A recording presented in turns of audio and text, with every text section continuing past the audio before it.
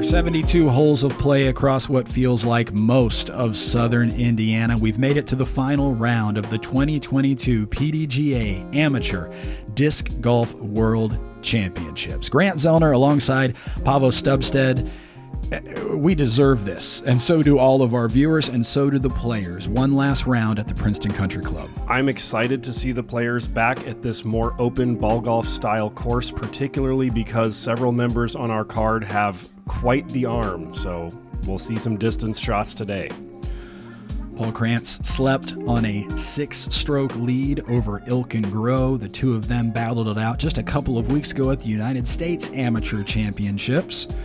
Mathew Helms and Zachary Tesone rounding out our lead car. Mathew got there for the start of round 3 and has been playing very consistently. We'll see if Mathew can make a run today. Looking at hole number 1 now here at the Princeton Country Club. 341 feet over an out-of-bound area that doesn't really come into play unless you catch this tree here on the right and drop straight down into it. The basket perched precariously on the edge of this hillside. You want to access this basket from the right angle. We'll see how our players do. Leading us out from Dudley, Massachusetts, representing Disc Golf 978 and Sunstein, Paul Krans.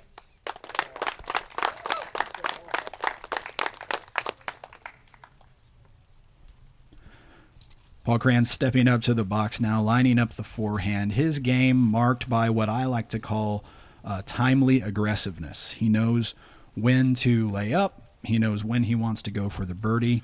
This likely a safer play. He's definitely a smart player, showing wisdom beyond his years there. Playing the sidearm, the slope of the hillside does favor that. About 50 feet. Next up, from Cincinnati, Ohio, Ilkin, Groh. Your United States Amateur Champion, Ilkin Groh, needs to make a run quickly today. Ilkin with the power to go for spike hyzers and those types of plays where most of the rest of the card can't. We'll see what Ilkin decides to do here. When going for the backhand play on this hole, it is important to get at least pin high, preferably play a little to the right or a little deep so you don't land on that downslope to the left of the pin. He flips that up to flat. Looks like he's overpowered it a bit, and that'll put him about 50 long with a scary death putt. From Edgewater, Maryland, saying hello to his daughter, Audrey, Mathew Helms. Mathew Helms now. Sneaky long, his card mates called him, and I think they're right. Wrapping up our 112 tee time from Princeton, New Jersey, and representing Bria Disc Golf, Zachary Tesone. And our first opportunity of seeing Zachary Tesone here in the final round, here by virtue of shooting the hot round yesterday at Mesker Park. Another forehand play, and it's also exciting to see a fresh face on the lead card in round 5 of such a long tournament. Absolutely, Park. Zachary, significant length with the forehand. Here's Ilkin now from about 60 running this. Oh, no. And that is the danger of this green, Grant. He knew the risk when he ran that. He said he was going to play aggressive today, as you have to if you're going for the win and you're going into the final round, 6 strokes off the lead. Now from 50 back up the hill, very difficult to get the elevation needed on that putt, so he'll card a bogey quickly now. Paul laying up. Of course, he wants no part in that, especially after watching Ilkin roll down the hill. Mathew going for it, leaving it just a tiny bit low. Paul in for the par.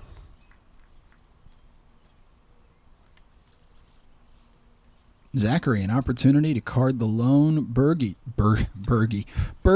here on hole number 1. It's been a long week.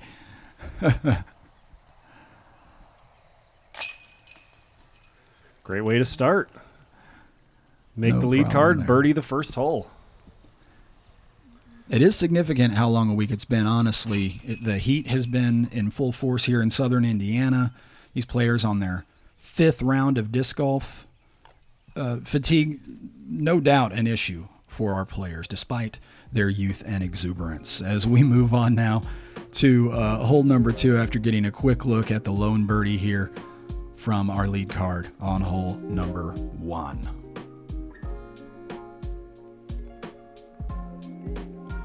Hole number 2 requiring the players to be completely warmed up and ready to go because they've got to tackle this 913-foot par 4. And as you can see, a significant portion of this par 4 uphill. That first big tree, I believe we're flying by, yep, just there to the right, about 300 feet from the tee. Players looking to sort of knife a hyzer through that tree line over to the open fairway and then play down to this obstructed pin location beyond an out-of-bounds golf green. It is a very treacherous green, Grant. There's that ball golf green short that is out of bounds that we saw, and then the disc golf green is very sloped with out-of-bounds rough behind it and on either side of it as well. And it's going to be blinds to players until they get close. No surprise to see Zachary going to the power forehand. Significant power, more than once. The long drive of the card with the forehand. Yeah, I was not expecting anyone to take that forehand hyzer line. We've seen the backhand hyzer line that you described during the preview. We've seen a forehand flex line up the gut, but we haven't seen anyone take that spike hyzer forehand out to the left yet. Paul choosing a precision route through the trees and out into the open. You can see from that vantage point, you absolutely cannot see the basket over that green. Here's Mathew quickly to play as usual, choosing to play out to the right. And that's the line I think you were thinking of in the drone preview. Seems like a smart play to me. And we'll see what he's got from there. Here's Ilkin, also looking out to the right. Turning that one over. As you can see, Ilkin's got a lot of power turning around our catch cam here. Mm-hmm. And skipping out into the open fairway on the left there. That was ideal. Great shot, Ilkin. Mathew choosing to stay on the right-hand side. He actually had one of the very few birdies carded all week on this hole in round number 2. This time, though, playing to just short of the ball golf green. Zachary now going to the backhand. So, Did you see him catch the hat there? That was 1,000 rated hat catch. The shot, unfortunately, perhaps not so 1,000 rated, as it goes long right out of bounds. Yes, the tree line all the way around the backside of this basket location is playing out of bounds. Now, Paul,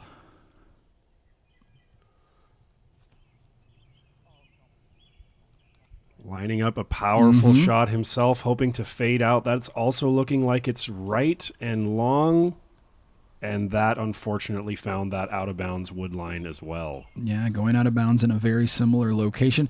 The wind up just a little bit at the beginning of the round, much like it was back in round number 1. Ilkin trying to reach the green. Doesn't look like he got quite enough turn on that, and it's fading off to the left side. And look at that. It hit inbounds and rolled out. That is 3 players that have gone out of bounds now on this very challenging par 4, which, by the way, is the hardest hole of the day, averaging 4.64. A very soft touch there from Mathew. Wonderful play. He'll have an easy par save. I think I misspoke earlier when I said he birdied in round 2. I meant round 1. Been a while since we've been here at the Princeton Country Club. Here's Zachary. This a par save. Playing that forehand into the hillside, which minimizes the risk of a rollaway actually coming in with the angle of the hill. Mm-hmm. Paul now just a little bit pinched off. Very similar spot, very similar upshot. And he's going to be up there as well. Ilkin using the new rule to his advantage, taking his relief directly towards the basket rather than perpendicular to the OB line. Might as well get a few feet closer when you can. This is an important par save opportunity. Wow. Solid putt from Ilkin. Right. We've seen a lot of great putts from him all week. Right into the heart. And that is a par save on a very difficult hole after going out of bounds.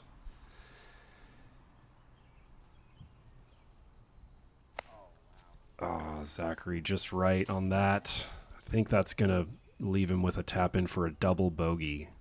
Here's Paul with the bogey after the out of bounds stroke. And it's actually kind of crazy that Ilkin managed to get a par with an out of bounds stroke. He threw 3 shots on the hole, carded the par.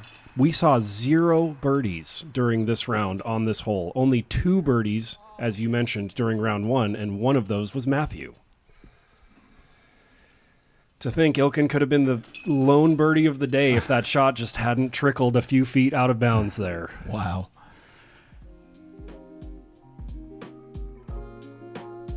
Now look at this 40-foot putt to save a par that would help pick up strokes on the leader. 1 stroke to be precise. As we move on to another lengthy challenge here at the Princeton Country Club. Hole number 3, 760 foot, another par 4. About 470 feet to this section of the fairway here where everything sort of jogs. It's not really a dog leg. It just sort of shifts a bit to the right. You've got a very steep hill on the right, so difficult to get level footing. And then the basket here sort of tucked back into the left.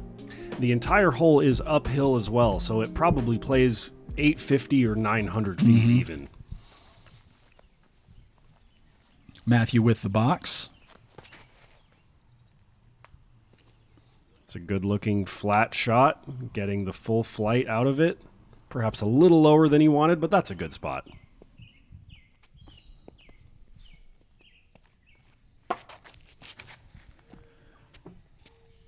Ilkin overturning that disc out of the hand. He'll get the cut roller. At least he'll have flat footing for his second shot and enough power to get to the basket. Yeah, that's often what happens when you try to bite off a little too much and throw with 110% power. Turn it over and get a little cut roller. Paul, now, I thought this disc was way too high out of the hand, and then it just continued to float without hyzering out. Yeah, perfect stability choice there for Paul with that line. Well executed. No surprise to see Zachary going to the power forehand. And I am so impressed by how much power he is able to generate with the forehand. And look at that ideal skip off of the path, too. That is perfect. That would have likely been pinched off a bit if he didn't get that skip. Ilkin's second shot here. Ilkin was still about 440 feet out, so giving a pretty good move there. That goes into the rough on the left, but unlike the previous hole, it does not play out of bounds on this, so he's not going to take a penalty stroke. Correct. Here's Mathew from about 360. Playing the flip to flat, hyzer finish, looking good. Sliding up there, a little bit short maybe, but he's in contention. Short, just outside the circle, about 40 feet to go. Here's Paul. He's got about 345 feet to the basket. Paul going for more of a pure hyzer line. Sliding over the cart path, and he is parked for the birdie. Spectacular second throw there from our leader. Zachary now, once again, going from the power forehand to the backhand. Showing that he's a well-rounded player. No surprise seeing him on the lead card. Another excellent approach. He just had 325 left to the basket here on this lengthy par 4. Pretty impressive stuff there. Ilkin now having found his disc. And that was his dad, who was also caddying for him all week, tossing him the disc he needed for his upshot here.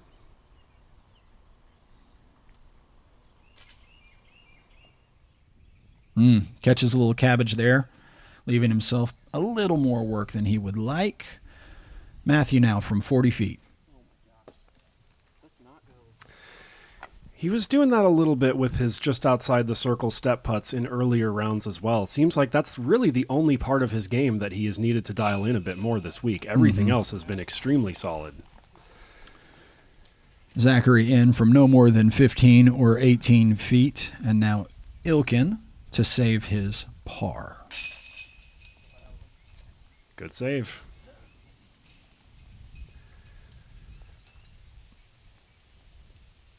Meanwhile, Paul gets back the stroke that he lost to Ilkin on the previous hole. Extends his lead to 7 strokes now. And Mathew taps in his par. For the second time, a great look at Zachary's straddle putt. Very good putter, Zachary. The other players knew that about him when they joined him today. Hole number 4, 268 feet downhill, par 3. Very straightforward opportunity here. A little bit of sort of backwards pressure because this is, I think we can call it a birdie or die sort of hole for the lead card. I think we can. I believe it played as the easiest hole on the day, averaging 2.58 with nearly half of the field carding birdies. The hole is playing into a wind that freshened at this point in the afternoon. Paul turning that one over a little bit. The wind kind of holding that up for him. And here's Zachary. Going for a more significant hyzer angle to perhaps mitigate that potential for the wind turning it over, but maybe overcompensating for the mistake he saw Paul make. Here's Mathew. He likes the straight at it line, but also fades out a bit left. Just a little bit. Right outside circle 1 for Mathew. Ilkin now a chance. Everyone else right around circle's edge. Let's see if one of our players here on lead card can put it close. Yeah, they can. One of them can. Ilkin really getting low with that release. Don't hit your head on that tap out. Mm-hmm. Here's Zachary from about 40 feet. Oh. Wow. And it's okay, it stopped. I thought he was going to get the dead center spit out to the roll away. Wow. That's perhaps the dirtiest spit out we have seen all week. I mean, that was right in the heart, not overpowered. And Mathew coming up a bit low on his birdie bid. Paul is roughly the same distance to the other side. His putt an uphill look. A little less scary to run, perhaps, than the other two. Oh, wow. Oh, my goodness. This basket does not like the lead card, Grant. It was trying hard to not be the easiest hole of the day, but it still was the easiest hole of the day. Sick and tired, I guess, of being taken advantage of. Zachary now saving his par.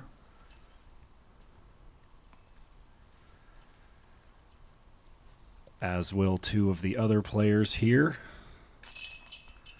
Both Mathew and Paul saving pars. Ilkin picking up a stroke on the card. And the lead back to 6. So we're right back through 4 holes of play. We're sort of right back where we started.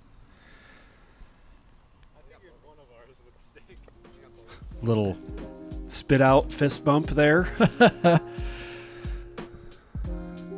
Great vibe here on the lead card. Guys that have been playing together all week long, in contention, and yet really enjoying their time together.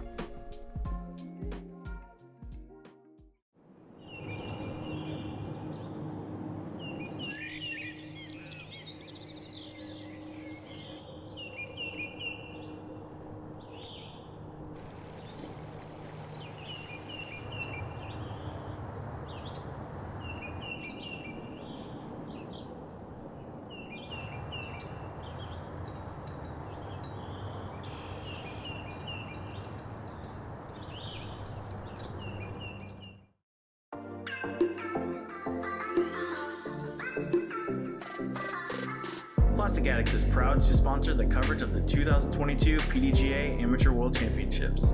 Use code 22AMWorlds to get 10% off store-wide from now until the end of July. Orders over $70, ship free. Thanks for choosing Plastic Addicts.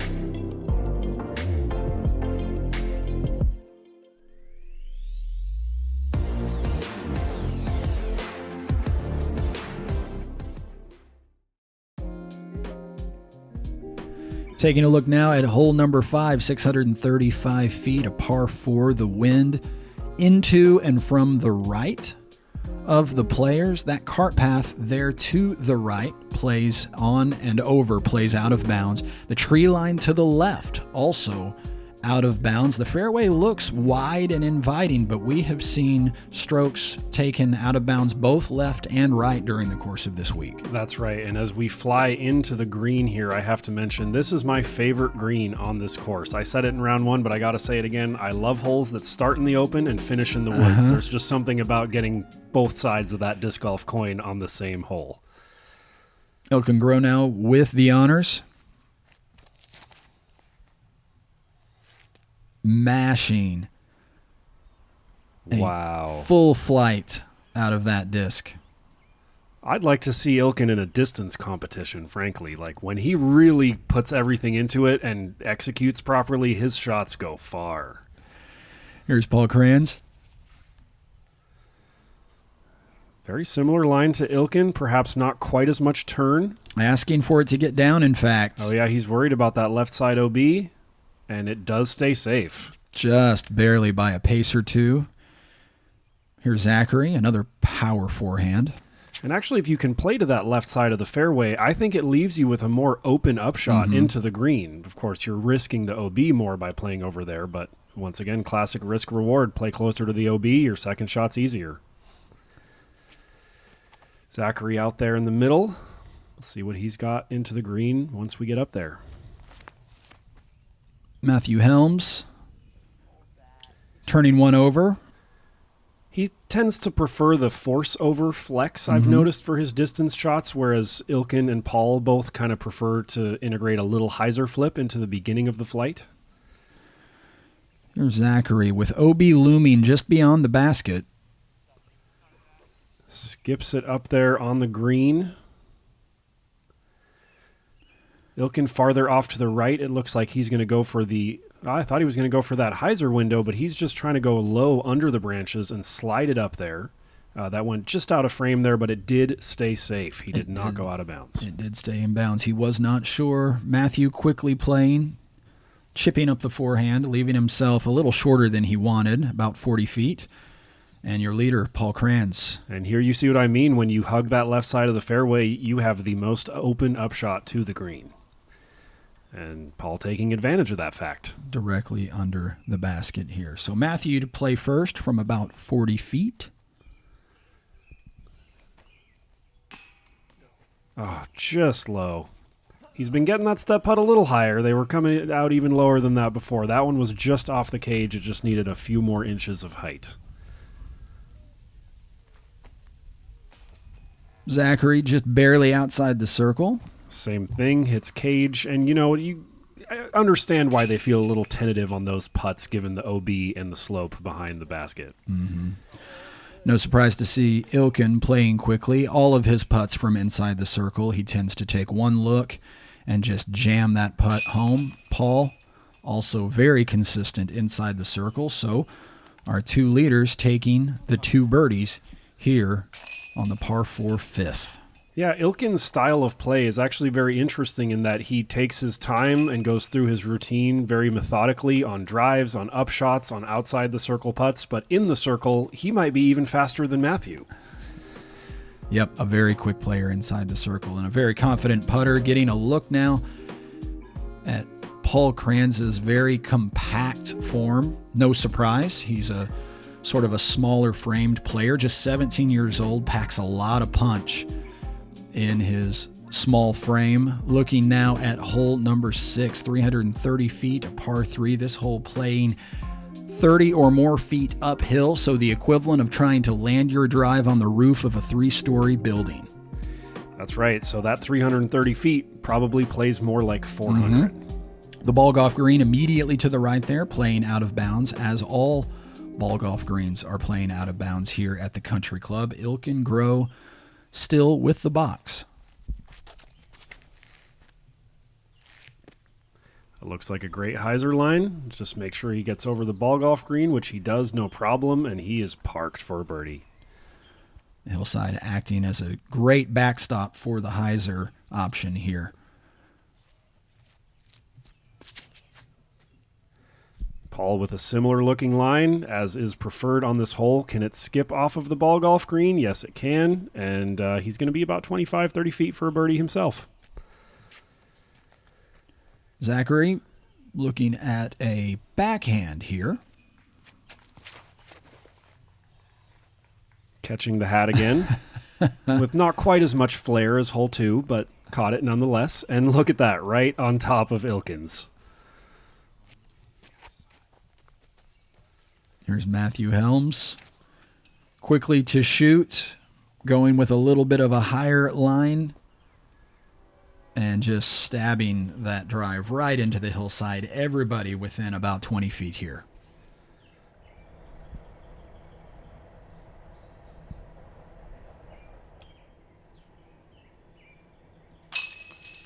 Great connection from Paul. His typical putt, dead center, low, but center, horizontally.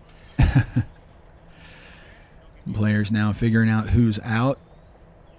Doesn't matter too much. Everybody's about 15 feet away at this point. Let's see if Mathew can card his first birdie of the round here. Ooh, a little bit high. That was lucky kind of to stick. Good birdie for Mathew. He is on the board, and as a matter of fact, he's the only player now who's still bogey-free, given how tough the beginning of this course is. Ilkin and Zachary having to mark their lies before putting out, since their discs were on top of each other. Sort of apropos, as evenly matched as these players are coming out of a field of well over 300 players.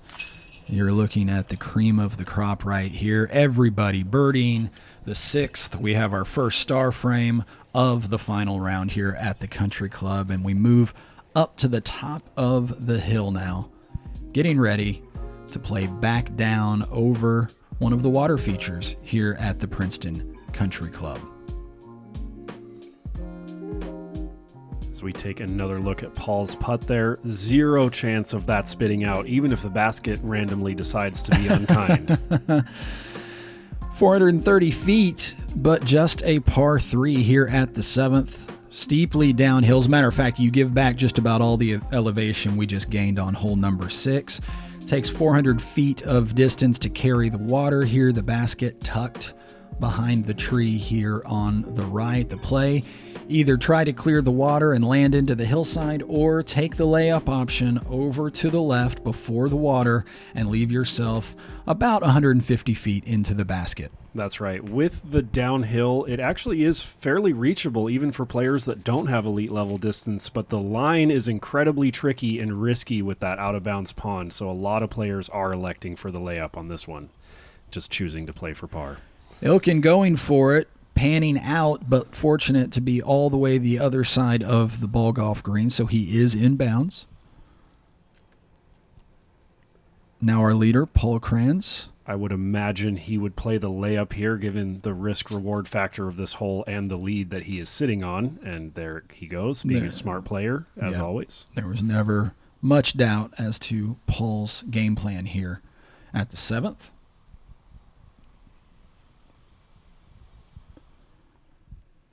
Zachary with a strong enough forehand to reach the basket, no doubt about it.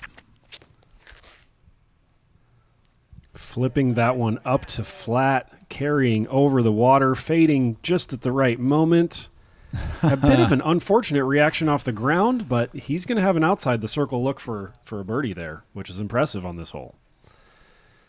And now Mathew Helms quickly up, knowing he's going for the layup all the way, just as he did in round number 1.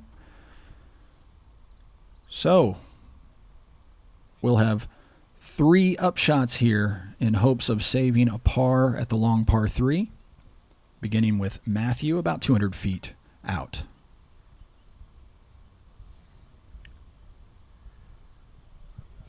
Easy upshot there. He should have his tap in for par exactly how he drew it up. Paul about 25 feet closer.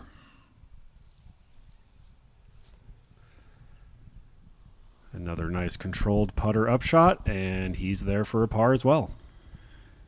And Ilkin considering the jump putt from about 125 feet.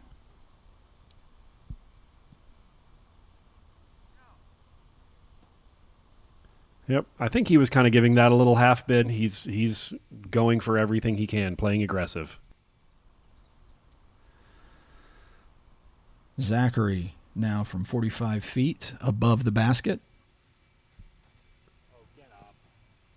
Oh, just low. It would have been cool to see a birdie on this one. Just a light tailwind here from that angle on the 7th. The wind, as you can see, had already begun to sort of die down just a little bit by this point in the round. Not too much of a factor from this point out. Everybody cleaning up pars now here at the 7th.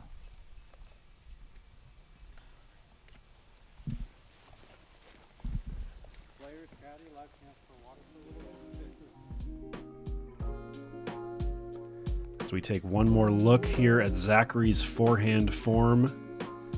He really puts his whole body into that. I wish there was something from that I could learn and use in my game, but I just don't think I have the body type or the strength to put that kind of a move on a forehand. Jumping up to hole number 8, 405 feet for this par 3. Despite the topography that you're looking at, the basket and the tee at relatively the same altitude, so the players mostly looking to play around the right side and try to come into this basket from behind the basket and avoid those trees. Yeah, the main challenge of this hole is the green. The low-hanging branches prevent any high shots really from getting inside the circle, and then the trunks of the trees will make putting difficult from about 50% of the available lies around it, given how thick those trees are. Ilkin puts a strong move on that. Heiser gets a little bit of a skip, so he'll have somewhere around 40 feet for a comeback putt for birdie. Here's Paul Krans. But I think Ilkin is on a side of the green where one of those huge tree trunks might be directly in his way. That's a good point. Paul following a similar line with a little bit more angle coming up on the short side of the trees. We'll see if the tree trunks give him any resistance. You really want to play either short left or long right to have the most open putt on this. If you go short right or long left, that is when those big tree trunks might completely obstruct your putt to where there's not even anything to go for, even if you wanted to. Zachary asking for a big skip here and getting a little bit of right to left action. And here's Mathew Helms.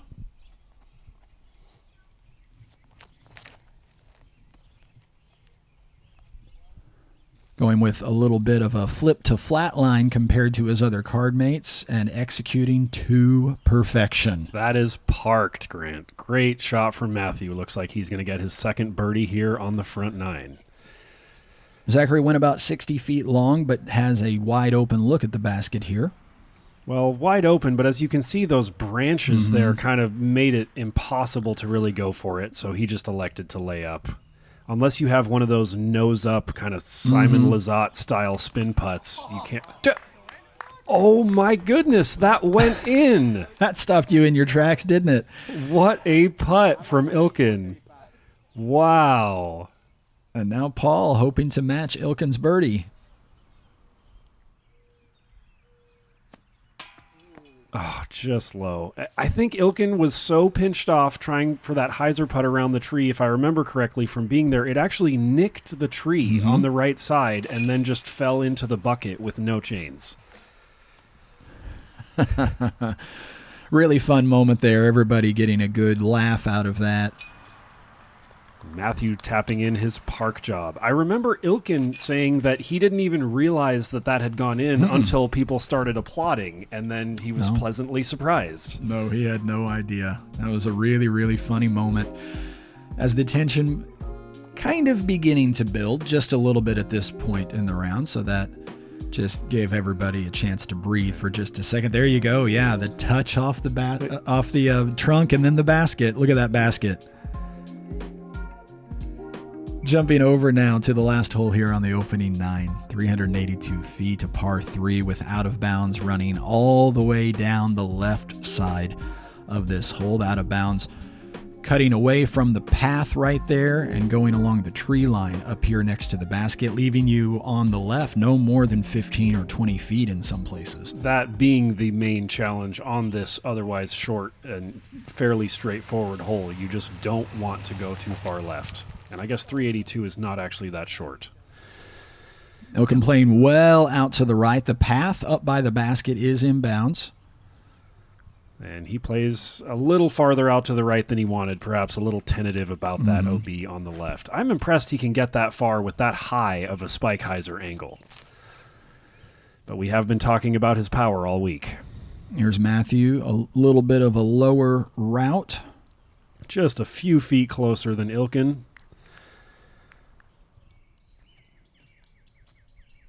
And Paul up next.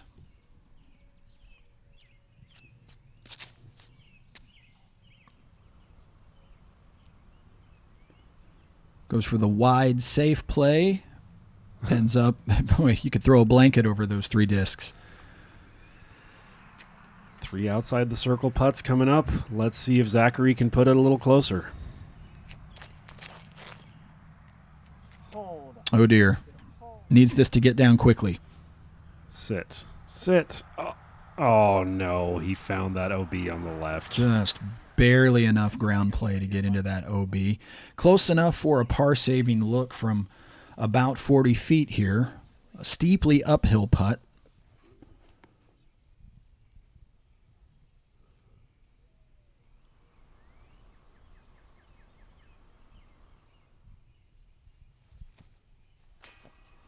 Oh, leaving that one just low. Just inches low.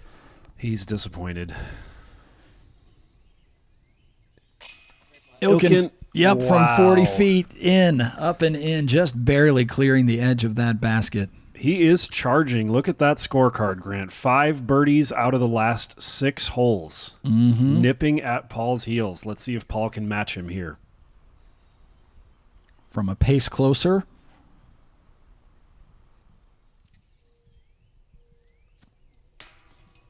Oh, just low. Just low, and all of a sudden, as we go into the back 9, the lead down to 4 strokes.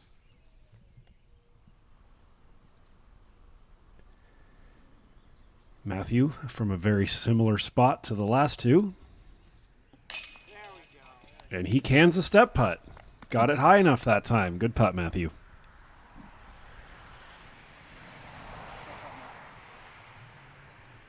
Paul will clean up his par here on the 9th. Zachary, right there under the basket, will card a bogey. And here we are, halfway through the final round here at the Amateur World Championships with the pressure mounting. And lots of OB, more tricky shots coming up on the back. Big stroke swings can happen on any hole. Let's see if Ilkin or Mathew can put the pressure on Paul and mount a comeback. Make sure you subscribe and follow the PDGA on YouTube. Make sure you don't miss any of the action here from the 2022 PDGA Amateur Disc Golf World Championships.